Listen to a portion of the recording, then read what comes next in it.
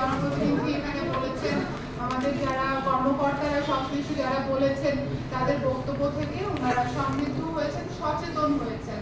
আমাদের এখানে যারা নিরাময় কেন্দ্র থেকে ফিরে এসেছেন, যারা জীবনের মূল স্রোতে ফিরে আসছেন, তাদেরকে ধন্যবাদ জানাই, তাদেরকে সাধুবাদ জানাই, তাদেরকে ওয়েলকাম করি যে আপনারা জীবনের মূল স্রোতে এসেছেন এবং মানুষকে সচেতন করেন যে কতটা ভয়াবহ অবস্থা থেকে আপনি আপনার পরিবার ফিরে এসেছেন।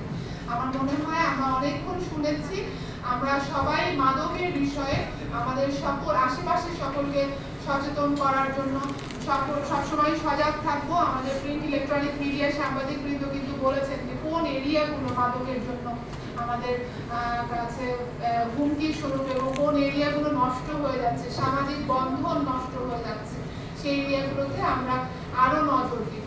তো আমাদের সকলকে আন্তরিক ধন্যবাদ জানিয়ে আমাদের শিক্ষার্থীবৃন্দকে অশেষ শুভকামনা জানিয়ে আমার সংক্ষিপ্ত বক্তব্য শেষ করছি। জয় বাংলা। রচনা প্রতিযোগিতার ফলাফল। রচনা প্রতিযোগিতায় ক গ্রুপে আছে ষষ্ঠ, সপ্তম এবং অষ্টম শ্রেণী। প্রথম হয়েছে তিনকা নোবা, সানারপাড়া শেখ মোর্তজা আলী বিদ্যালয়, অষ্টম শ্রেণী। তিনকা নোবা আছে? আসছে। দ্বিতীয় হয়েছে তানিয়া তাসনিম ছোয়া, আদর্শ স্কুল নারায়ণগঞ্জ, অষ্টম শ্রেণী। তানিয়া তাসনিম ছোয়া।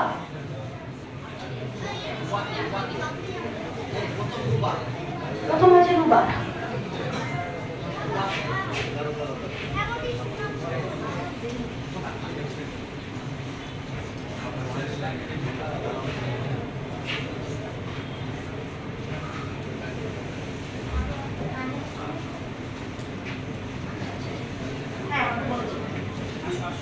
এখন আসছে তৃতীয় হয়েছে মাইমুনা চৌধুরী ফাইজা, ব্যবহার ও অবৈধ পাচার বিরোধী দিবস উপলক্ষে আয়োজিত রচনা প্রতিযোগিতার ফলাফল। রচনা প্রতিযোগিতায় ক গ্রুপে আছে ষষ্ঠ, সপ্তম এবং অষ্টম শ্রেণী। প্রথম হয়েছে তিনকা নোবা, সানারপাড়া শেখ মোর্তজা আলী বিদ্যালয়, অষ্টম শ্রেণী। তিনকা নোবা আছে? আসছে। দ্বিতীয় হয়েছে তানিয়া তাসনিম ছোয়া, আদর্শ স্কুল নারায়ণগঞ্জ, অষ্টম শ্রেণী। তানিয়া তাসনিম ছোয়া।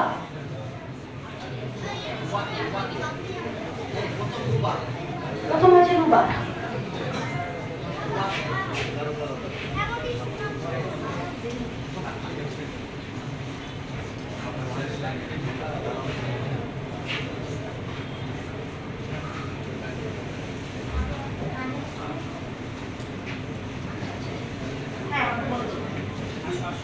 এখন আসছে তৃতীয় হয়েছে মাইমুনা চৌধুরী ফাইজা।